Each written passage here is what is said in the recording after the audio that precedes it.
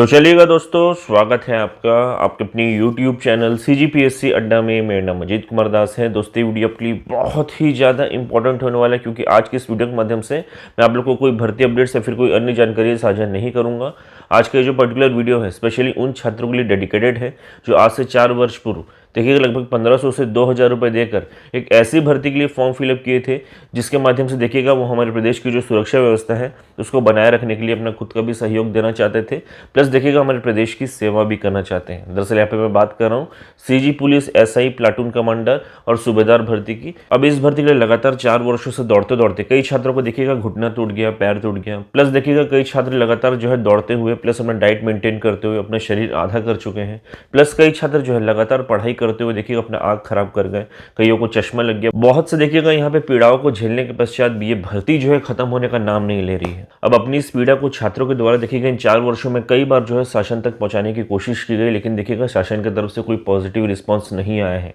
अब देखिएगा छात्रों का जो सब्र का बांध है वो भी अब टूट गया है, और इसी को देखा देखिएगा कल रायपुर के बूढ़ा तालाब में बहुत से छात्र यानी कि प्रदेश व्यापी स्तर पर बहुत से छात्र जो है वहाँ पे एकजुट हुए थे और अपनी बात जो है शासन तक बहुत स्ट्रांगली जो है रखने की उन्होंने कोशिश की है। अब कल के जो सारे फुटेजेस वगैरह है उसको इस वीडियो के माध्यम से मैं आप लोग को शो करने की कोशिश कर रहा हूँ, प्लस देखिएगा आगे का क्या घटनाक्रम वगैरह रहा वो भी बताऊंगा।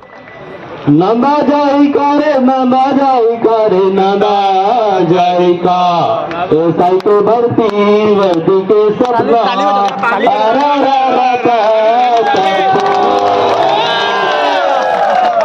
हो दिया दौड़ेला जातन मैदान में जाके शरीर थकाथन दौड़ते दौड़ते गोड़े लग सके ककरो मारी तरफ गे धरती के गोरा माहूमा निकल गए पढ़त पढ़त चश्मा लग गए राजनीति के चक्कर माए सब बने के रत मुंडा आज युवा करता हूँ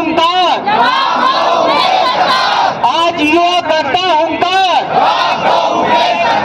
आज युवा करता हूँ आज युवा करता हूँ जो कि 4 सालों से लटका है वो वीडियो हमारा चालू करो ऐसा ही भर्ती चालू करो ऐसा ही शेड्यूल जारी करो। सरकार इतना लेट लपेट करी है सारी भर्ती व्यापक भर्ती DSC भर्ती। आज ये युवा sub inspector deputy collector DSP बन के भीड़ को रोकते, आज ये भीड़ भर्ती मिला पूरा है, कितने दुर्भाग्य की बात है।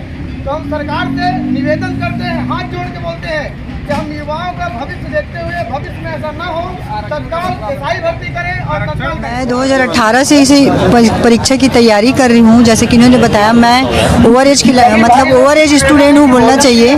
तो मेरे साथ जो समस्या है वो तो और गंभीर है। आप समझ सकते हो, जैसे सिर्फ पेपर दिलाना होता ना तो चलो भाई हम ठीक है आराम से दिन में 2 घंटे निकाल के पढ़ाई कर लेंगे, जब भी परीक्षा होगी तो हम परीक्षा दिला लेंगे। लेकिन यहाँ पे अपने आप को मेंटेन करके रखना है, आपको शारीरिक दक्षता के लिए एलिजिबल रहना है। तो कोई भी व्यक्ति इतने लंबे समय तक ना अपनी शारीरिक दक्षता को बनाए कि नहीं रख सकता। उसमें भी जैसे कि हम लोग 2018 वाले अभ्यर्थी है, 2021 में फिर से कुछ पद बढ़ा के नए सिरे से नोटिफिकेशन निकाला गया। तो आप मुझे बताइए, अगर मैं 40 साल की हूँ और अभी 21 साल का जो अभ्यर्थी है तो उसके साथ में एक 38-40 साल के कैंडिडेट कैसे उनके साथ में कंपटीशन करेगा। तो यहाँ पे मतलब अगर 72,000 हम लोग एलिजिबल हैं तो कम से कम उसमें से 20 से 25,000 लोग ऐसे हैं जो ओवर एज है। उनकी समस्या को ना सरकार समझने ही नहीं चाह रही है। भाई किसी का वेट बढ़ रहा है, किसी का कुछ हो रहा है, तो हम लोग अगर ले दे के जैसे परीक्षा निकाल भी लेंगे तो हमारे सामने ये समस्या है कि जब फिजिकल की बारी आएगी तो क्या हम 5 इवेंट कर पाएंगे। आप मुझे बताइए 40 साल का जो अभ्यर्थी है वो कैसे हाई जंप करेगा, कैसे लॉन्ग जंप करेगा, कैसे वो दौड़ में शामिल होगा। फर्क तो पड़ता है ना 21 साल का और 40 साल के व्यक्ति में। सरकार को ये नहीं समझ में आ रहा, वो AC वाले कमरे में बैठते हैं, वहाँ पे उनके अधिकारी डिसीजंस लेते हैं और निर्णय कर लेते हैं कि इस तारीख को ये होगा, इस तारीख को ये होगा। ग्राउंड पे आए और देखे और समझे कि किस तरीके से हम लोगों को परेशानी हो रही है। घर वाले अलग प्रेशराइज करते हैं, हम लोगों को बता के थक गया। जब हमसे बोला जाता है अरे तुम्हारी परीक्षा नहीं हुई है, अब तो हम लोग को पहले गर्व होता था कि हम वर्दी पहनना चाहते, अब शर्म आने लग गया लोगों को बताने में कि हमारी तो परीक्षा हो रही। हमसे ये पूछते हैं ये परीक्षा होगी कि नहीं, हम क्या जवाब दें, क्योंकि हमारे पास कोई जवाब नहीं है। अब छात्रों की इस पीड़ा को देखते हुए हमारे प्रदेश के पूर्व सीनियर मोस्ट IAS अधिकारी यानी कि OP चौधरी सर भी इस पर्टिकुलर आंदोलन का हिस्सा बने। उन्होंने देखिएगा इस मुहिम में छात्रों का अंत तक जो है साथ देने का आश्वासन भी दिया है और देखिएगा उन्होंने भी कुछ स्पीच वगैरह दी है जिसके वीडियो क्लिप मैं आगे आपको शो करता हूँ। मैं आप लोगों के बुलावे पे आया हूँ, एक चीज यही स्पष्ट करना चाहता हूँ। दूसरी बात है कि हम लोगों के पास अगर राजनीति करने का जहां तक विषय है, पार्टी की राजनीति का विषय है, तो हमारे पास 100 मुद्दे हैं राजनीति करने के लिए।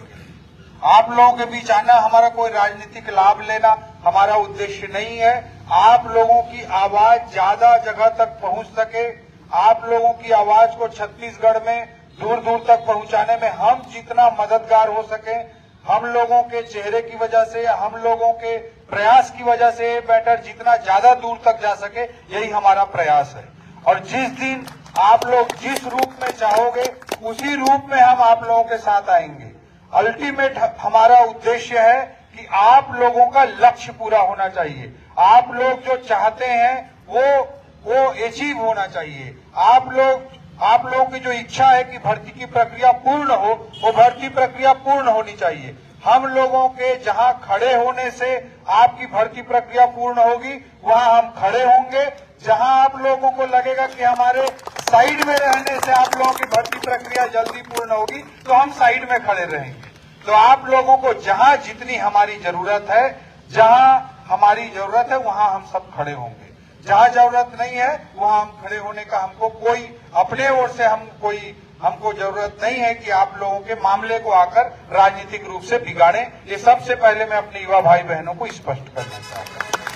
कल ही मैं एक स्पीच दे रहा था सरिया में, तो मैंने पूछा कि कोई एक सामान्य परिवार का बच्चा होगा, वो क्रेशर का बिजनेस करना चाहे तो कर सकता है क्या? शायद नहीं कर सकता। वो राइस मिल खोलना चाहे तो कर सकता है क्या? शायद नहीं कर सकता। उसके पास इतने पैसे नहीं है। वो अगर पेट्रोल पंप खोलना चाहे तो कर सकता है क्या? नहीं कर सकता। उसको इतना ना बिजनेस का तजुर्बा है, न इतना पैसा है, न उतना इन्वेस्टमेंट कर सकता है। एक लोअर मिडिल क्लास का बच्चा, एक लोअर मिडिल क्लास का भाई, एक बहन केवल और केवल अपने और खुद के परिवार की तकदीर और तस्वीर को बदलने के लिए कुछ कर सकता है, तो केवल और केवल पढ़ाई कर सकता है। वो उसके हाथ में होता है। इस चीज को मैंने अपने लाइफ में महसूस किया है। जब 7.5 साल का था मैं, मेरे पिताजी का निधन हो गया था। मेरी माँ 4th क्लास पढ़ी हुई है और गांव में मैं पला बढ़ा, लेकिन मैं भारत के लोकतंत्र में भर्ती संस्थाओं पर विश्वास करते हुए, UPSC पर भरोसा करते हुए, IAS की परीक्षा जो होती है वो सही होती है, इस बात को भरोसा करते हुए अपना जो भी संपत्ति थी मेरे माँ की, उसको लगाते हुए मैं दिल्ली गया, सारा रिस्क लेते हुए। और वहां पर हम लोग ईमानदारी से पढ़ाई किए और ईमानदारी से पढ़ाई किए तो सेलेक्ट हुए। One of the youngest age में इंडिया में मैं सेलेक्ट हुआ।